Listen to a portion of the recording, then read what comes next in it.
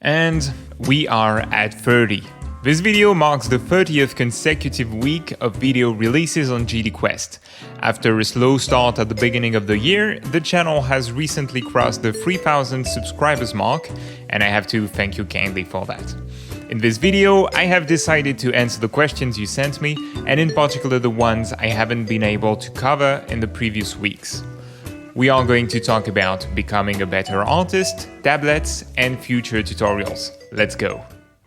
What's your advice to get better in graphics as a beginner? The question is often answered in a simple way. Practice. You have to draw all the time, everywhere. And this is not entirely wrong. Practice effectively makes us better artists, but this doesn't tell us how we should practice. In order to get better fast, as an artist, a designer, or anything else, the principle is always the same.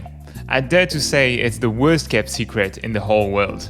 About every artist knows it, but few follow it in the end. You have to study references, to think, to take notes, and to collect constructive feedback from experienced artists. Strangely enough, the best way to get better as a painter is not always to paint. It's very useful to break down master paintings, to analyze the structure and the colors of the creation, and mostly to take notes outside, directly from your environment. Why is that? Well, to me, the work of an artist relies mainly on three organs. The first one is the hand, with which you draw lines with more or less precision. The second one is our memory, the visual library we pull from to create from our imagination. And the third one is the eyes, with which we observe, even analyze our environment and feed our memory with new information or pictures. Drawing all the time in itself mostly allows you to work on your hand. It is both important and useful, but the mental library is what makes or breaks a designer.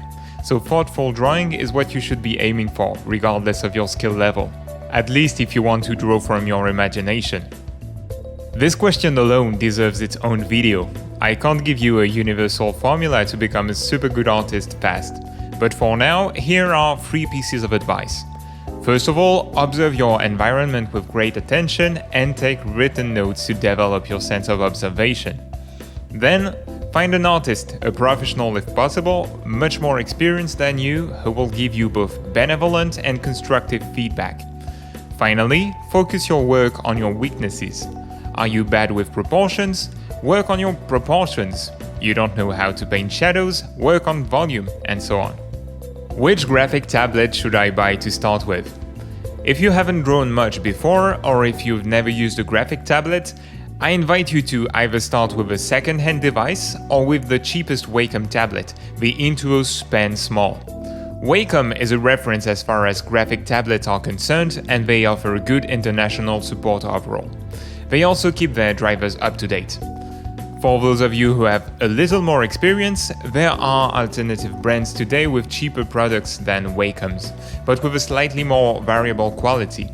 The 2 recommendable ones are Huion and Yinova. An American blogger and artist named Frenden makes detailed reviews focused on Wacom alternatives. You will find a link in the description below. What hardware and software do you use to create your videos? How much time does it take you to make a tutorial?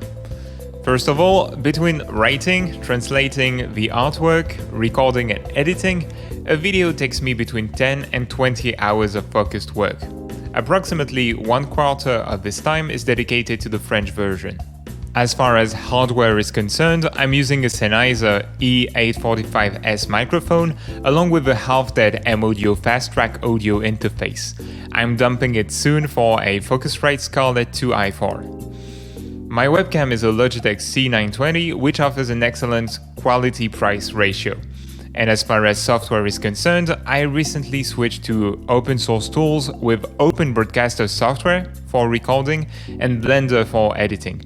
I'm very happy with both because they are very stable tools. What are your current projects? These days, I work on short freelancing missions for a variety of clients in collaboration with Arthur Schaffer, the author of an open source game engine called Meta 2D.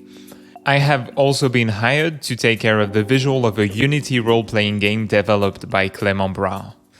Aside from that, I am preparing an offer for individual online courses in order to make at least a bit of money around tutorials. This would allow me to keep releasing free content at the same pace.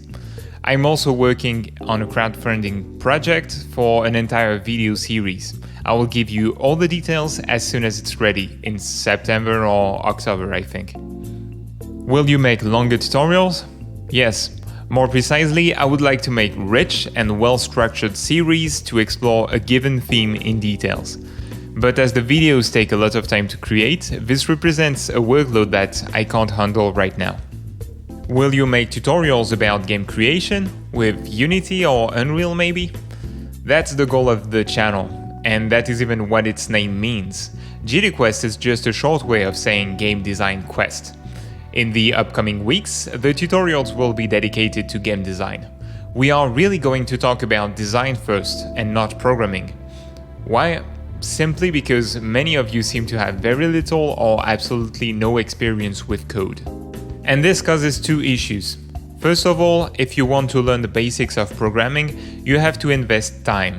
I don't really want to make videos today that the majority of you couldn't follow without spending 20 to 30 hours learning your basics. It's possible to work around that by doing step-by-step guides, like many videos out there. Those teach you how you can create a game by following a recipe. And this is my second problem. This is the absolute opposite of the work of a developer or a designer. Programming is a creative work where there is no single good formula to do something. I really wish to talk about computer programming in the future with a designer's perspective. You just shouldn't expect that to come in the next few weeks. And as far as engines are concerned, I will not talk about Unity or the Unreal Engine 4 at first. Those tools are adapted to the creation of sizable games already. If they both are very powerful and flexible, they also require you to spend from 1 to 3 months full-time only to become productive with them. There are dozens of other engines, much simpler to dive into and more interesting to learn how to create video games. That's it for the first questions and answers video. If you liked it, you can click the thumbs up button, become a subscriber to support the channel, or share it with your friends. Do you have a question or suggestions? You can leave me a message in the comments below or on social networks. That said, I want to thank you kindly for watching. Be creative, have fun. Until next time.